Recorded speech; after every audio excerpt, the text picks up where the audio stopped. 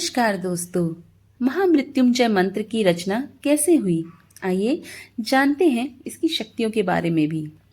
शिव जी के अनन्य भक्त मृकंड ऋषि संतानहीन होने के कारण दुखी थे। विधाता ने उन्हें संतान योग नहीं दिया था। मृकंड ने सोचा कि महादेव संसार के सारे विधान बदल सकते हैं, इसलिए क्यों न भोलेनाथ को प्रसन्न कर यह विधान बदला जाए। मृकंड ने घोर तप किया। भोलेनाथ मृकंड के तप का कारण जानते थे, इसलिए उन्होंने शीघ्र दर्शन न दिया। लेकिन भक्त की भक्ति के आगे भोले झुक ही गए। महादेव प्रसन्न हुए। उन्होंने ऋषि को कहा कि मैं विधान को बदलकर तुम्हें पुत्र का वरदान दे रहा हूँ, लेकिन इस वरदान के साथ हर्ष के साथ विषाद भी होगा। भोलेनाथ के वरदान से मृकंड को पुत्र प्राप्त हुआ, जिसका नाम मार्कंडेय पड़ा।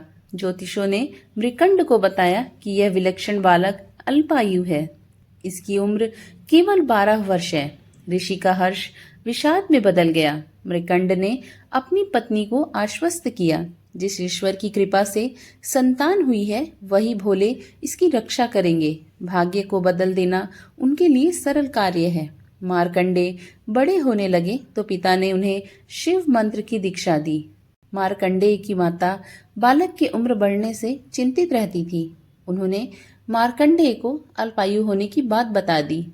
मार्कंडेय ने निश्चय किया कि माता पिता के सुख के लिए उसी सदाशिव भगवान से दीर्घायु होने का वरदान लेंगे, जिन्होंने जीवन दिया है। 12 वर्ष पूरे होने को आए थे। मार्कंडेय ने शिव जी की आराधना के लिए महामृत्युंजय मंत्र की रचना की और शिव मंदिर में बैठकर उसका अखंड जाप करने लगे। ओम त्र्यंबकं यजामहे सुगंधिं पुष्टिवर्धनम् उर्वारुकमिव बन्धना मृत्युमोक्षयमामृतात्। समय पूरा होने पर यमदूत उन्हें लेने आए। यमदूतों ने देखा कि बालक महाकाल की आराधना कर रहा है, तो उन्होंने थोड़ी देर प्रतीक्षा की। मार्कंडेय ने अखंड जाप का संकल्प लिया था। यमदूतों को मार्कंडेय को छूने का साहस न हुआ और वे लौट गए। उन्होंने यमराज को बताया कि वे बालक तक पहुंचने का साहस नहीं कर पाए। इस पर यमराज ने कहा कि मृकंड के पुत्र को मैं स्वयं लेकर आऊंगा। यमराज मार्कंडेय के पास पहुंच गए। बालक मार्कंडेय ने यमराज को देखा तो जोर जोर से महामृत्युंजय मंत्र का जाप करते हुए शिवलिंग से लिपट गया। यमराज ने बालक को शिवलिंग से खींच ले जाने की चेष्टा की। तभी जोरदार हुंकार से मंदिर कांपने लगा। एक प्रचंड प्रकाश से यमराज की आंखें चौंधी आ गई। शिवलिंग से स्वयं महाकाल प्रकट हो गए। उन्होंने हाथों में त्रिशूल लेकर यमराज को सावधान किया और पूछा, तुमने मेरी साधना में लीन भक्त को खींचने का साहस कैसे किया।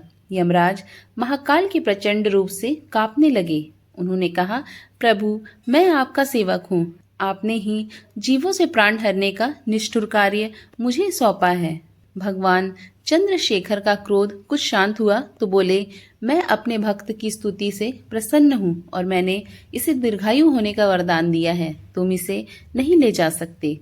यम ने कहा, प्रभु आपकी आज्ञा सर्वोपरि है। मैं आपके भक्त मार्कंडेय द्वारा रचित महामृत्युंजय का पाठ करने वाले को त्रास नहीं दूंगा। महाकाल की कृपा से मार्कंडेय दीर्घायु हो गए। उनके द्वारा रचित महामृत्युंजय मंत्र काल को भी परास्त करता है।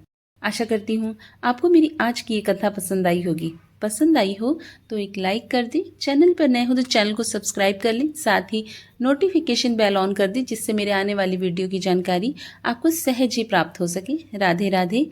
जय महाकाल।